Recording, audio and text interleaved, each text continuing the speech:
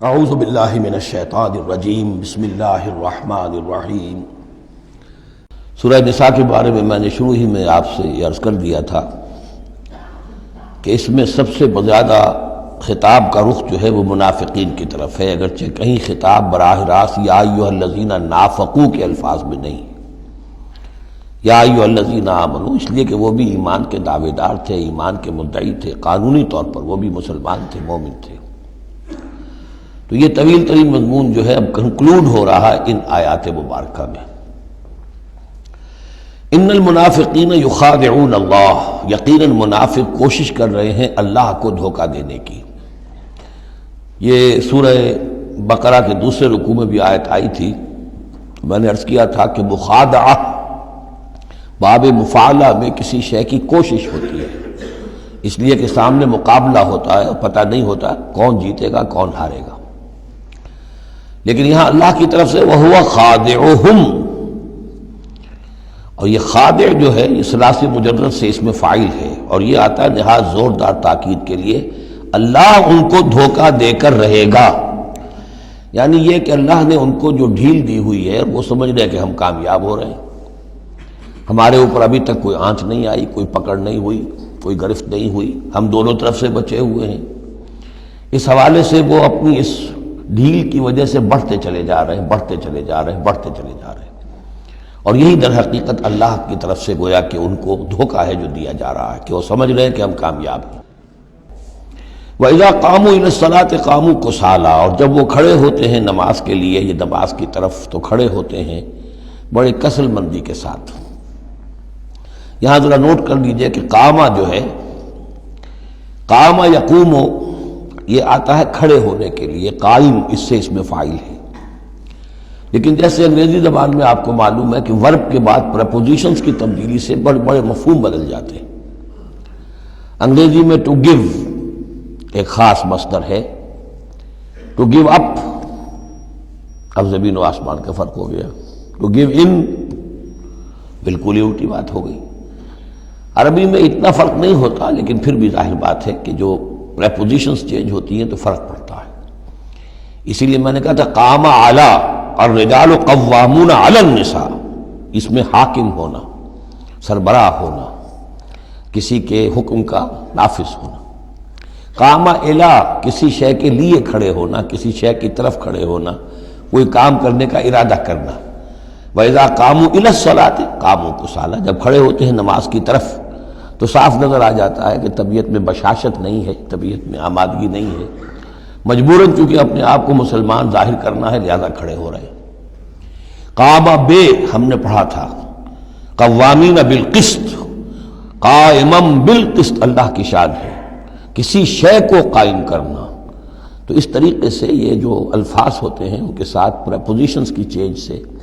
یہ ہمارے ہاں عربی میں اس کو جو حروف جار کہتے ہیں، ان کے اضافے سے بہت اضافی معنی پیدا ہو جاتے ہیں۔ یراؤن الناس ولا یذکرون اللہ الا قلیلا، وہ لوگوں کو صرف دکھانے کے لیے کھڑے ہوتے ہیں، اور حقیقت میں جو ذکر الہی جو نماز کا اصل مقصد ہے، اقیم الصلاۃ علی ذکری، وہ انہیں نہیں حاصل ہوتا مگر بہت تھوڑا سا، کسی وقت کوئی واقعتاً اس بے دھیانی میں بھی ہو سکتا ہے کوئی آیت جو ہے وہ بجلی کے کڑکے کی طرح کڑک کر اور ان کے شعور کے اوپر کچھ نہ کچھ اثرات پیدا کر دے، الا قلیلا، بہت ہی شاذ۔ مذبذبین بین ذالک، یہ اس کے مابین مذبذب ہو کر رہ گئے ہیں،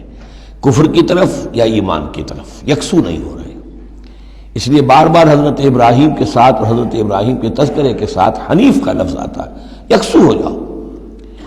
دنیا میں کفر پر بھی انسان یکسو ہو تو کم سے کم دنیا بن جائے گی اس کی، لیکن یہ کہ اصل میں اگر دنیا اور آخرت دونوں بنانے ہیں تو پھر ایمان کے ساتھ یکسو ہونا ضروری ہے، لیکن جو بیچ میں رہیں گے ادھر کے نہ ادھر کے، تو ان کے لیے تو خسرت دنیا والآخرہ، ان کے لیے دنیا اور آخرت دونوں کا گھاٹا اور نقصان ہے۔ لا الہ الا ولا الہ الا، نہ تو یہ ان کی جانب ہے نہ ان کی جانب ہے، نہ ان کے ساتھ یکسو ہیں نہ ان کے ساتھ یکسو ہیں، نہ اہل ایمان کے ساتھ مخلص ہیں نہ اہل کفر کے ساتھ مخلص ہیں۔ وَمَن يُضْلِلِ اللَّهُ فَلَن تَجِدَ سَبِيلًا، اور جسے اللہ ہی نے گمراہ کر دیا ہو، یعنی جس کی گمراہی پر اللہ کی طرف سے مہر تصدیق ثبت ہو چکی ہے، پھر اب اس کے لیے فَلَن تَجِدَ لَهُ سَبِيلًا، اس کے لیے اب کوئی راستہ نہ پاؤ گے۔ یا ایھا الذین آمنوا لا تتخذوا الکافرین اولیاء من دون المؤمنین، یہ مضمون پہلے بھی آ چکا ہے کہ یہ بھی ایک نفاق کی علامت ہے کہ اہل ایمان کو چھوڑ کر کافروں کے ساتھ دوستیوں کی پینگیں بڑھائی جائیں۔ اہل ایمان مت بناؤ کافروں کو اپنے حمایتی اور مددگار اور دوست اور بھیدی مسلمانوں کو چھوڑ کر۔ اتریدون ان تجعلوا للہ علیکم سلطانا مبینا، کیا تم چاہتے ہو کہ تم اپنے خلاف اللہ کے ہاتھ میں ایک دلیل دے دو، حجت دے دو؟ یعنی اللہ تعالیٰ جب محاسبہ کرے گا آخرت میں تو اس دلیل کا کیا جواب دو گے کہ تمہاری دوستیاں کافروں کے ساتھ تھی؟ تو یہ تو حجت قاطع بن جائے گی تمہارے خلاف، علیکم سلطانا مبینا، یہ حجت قاطعہ ہوگی تمہارے خلاف۔ اب یہ آ رہی آیت ایک اعتبار سے یہ منافقین کے حق میں قرآن حکیم کی سخت ترین آیت ہے، اگرچہ جو سخت ترین آیت بعض اعتبارات سے بلکہ ایک خاص لطیف پہلو سے سخت تر جو آیت ہے وہ سورہ توبہ میں آئے گی۔ یہ دو صورتیں ہیں اصل میں طویل صورتوں میں سے، سورہ توبہ اور سورہ نساء، جس میں کہ نفاق کا مضمون سب سے زیادہ تفصیل کے ساتھ آیا۔ ان المنافقین فی الدرک الاسفل من النار، یقیناً منافق آگ کے سب سے نچلے طبقے میں ہوں گے۔ وَلَن تَجِدَ لَهُمْ نَصِيرًا، اور تم نہ پاؤ گے ان کے لیے کوئی مددگار۔ إِلَّا الَّذِينَ تَابُوا، اصل میں منافقت کا آخری پردہ جو چاک ہوگا وہ ہوگا سورہ توبہ میں، سورہ گویا کہ سن 9 ہجری میں جا کر۔ ابھی یہ ہم سن 4 ہجری کے آس پاس ہیں، اس حوالے سے ذرا ابھی فصل ہے، تو ابھی ان کے لیے ایک رعایت رکھی ہے کہ توبہ کا دروازہ تمہارے لیے ابھی کھلا ہے۔ إِلَّا الَّذِينَ تَابُوا وَأَصْلَحُوا، اب بھی اگر سوائے ان کے جو توبہ کریں اور اصلاح کر لیں، وَاعْتَصَمُوا بِاللَّهِ، اور اللہ سے چمٹ جائیں، یکسو ہو جائیں، ایک ہی طرف کے ہو جائیں، کونوا ربانیین، اللہ والے بن جائیں، شیطان سے پینگیں نہ بڑھائیں، شیطان کے ایجنٹوں سے اپنی دوستیاں نہ کریں، یکسو ہو جائیں اور اپنے آپ کو اس کے ساتھ وابستہ کر دیں ہر باد آباد۔ اب یہ کشتی جو ہے ایمان کی اور اسلام کی، اگر یہ تیرتی ہے تو ہم تیریں گے، اگر خدا نہ خواستہ اس کے لیے کوئی حادثہ ہے تو ہم بھی اس حادثے میں شامل ہو گئے۔ وَأَخْلَصُوا دِينَهُمْ لِلَّهِ، یہ ہے بہت اہم اصطلاح کہ وَإِن تَابُوا إِلَّا الَّذِينَ تَابُوا وَأَصْلَحُوا وَاعْتَصَمُوا بِاللَّهِ وَأَخْلَصُوا دِينَهُمْ لِلَّهِ، اپنی اطاعت کل کی کل اللہ کے لیے کر لیں، مخلص کر لیں۔ یہ نہ ہو کہ زندگی کے کچھ حصے میں اطاعت اللہ کی ہو رہی ہے، کچھ حصے میں کسی اور کی ہو رہی ہے، کیا کریں جی، یہ معاملہ تو رواج کا ہے، کیا کریں، اگرچہ ہے تو غلط شریعت کی روح سے،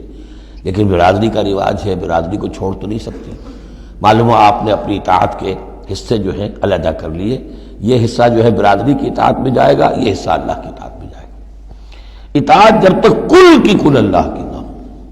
جیسے سورہ بقرہ میں ہم نے پڑھا تھا قاتلوہم حتی لا تکون فتنۃ ویکون الدین للہ، دین ہو جائے پورا اللہ کے لیے۔ تو ایک تو اجتماعی سطح پر دین اللہ کے لیے ہو جائے، یعنی اسلامی ریاست قائم ہو جائے، پورا اسلامی قانون ہو، پورا اسلامی نظام ہو۔ اگر یہ نہیں ہے تو ایک شخص انفرادی سطح پر تو اپنی اطاعت تو خالص کر لے اللہ کے لیے، تو یہ تو انفرادی گویا کہ توحید عملی ہے۔ فَأُولَٰئِکَ مَعَ الْمُؤْمِنِينَ، تو یہ لوگ پھر اہل ایمان میں شامل ہو جائیں گے۔ یعنی ابھی پوائنٹ آف نو ریٹرن نہیں ہے ابھی سب کے لیے، بہت سے لوگ تو پہنچ چکے، لیکن پھر بھی ابھی توبہ کا دروازہ کھلا ہے۔ وَسَوْفَ يُؤْتِ اللَّهُ الْمُؤْمِنِينَ أَجْرًا عَظِيمًا، اور جہاں تک مومنین کا تعلق ہے تو اللہ تعالیٰ اہل ایمان کو تو ان قریب بہت بڑا اجر عطا فرمائے گا۔ اب یہ اپیل کے انداز میں بھی آخری بات ہے، مَا يَفْعَلُ اللَّهُ بِعَذَابِكُمْ، سوچو اے منافقو، اللہ تمہیں عذاب دے کر کیا لے گا؟ اللہ کو سیڈسٹ ہستی نہیں ہے معاذ اللہ کہ اسے لوگوں کو دکھ پہنچا کر خوشی ہوتی ہو۔ ایسے پرورٹڈ انسان ہوتے ہیں، ان کی شخصیتیں مست ہو چکی ہوتی ہیں، جو دوسروں کو تکلیف میں دیکھتے ہیں تو خوش ہوتے ہیں، دوسروں کو تکلیف پہنچا کر، کوفت پہنچا کر انہیں کچھ راحت حاصل ہوتی ہے۔ تو اللہ معاذ اللہ ایسا نہیں ہے۔ ما یفعل اللہ بعذابکم، اللہ کیا لے گا تم سے، تمہیں عذاب دے کر، ان شکرتم وآمنتم، اگر تم شکر کی روش اختیار کرو، ایمان کی روش اختیار کرو۔ وکان اللہ شاکرا علیما، اللہ تو بہت ہی قدردانی فرمانے والا ہے، قدر افزائی فرماتا ہے۔ جو بندہ اس کے لیے کوئی کام کرے، محنت کرے، اللہ تعالیٰ اس کی قدر فرماتا ہے، اور جو بھی وہ کچھ کرتا ہے اس کے علم میں ہوتا ہے۔ کوئی شے ایسی نہیں ہے کہ جو ان اکاؤنٹڈ رہ جائے گی کہ میں نے یہ بھی کیا تھا اللہ کے لیے لیکن اس کا اجر مجھے نہیں ملا۔ صدق اللہ العظیم۔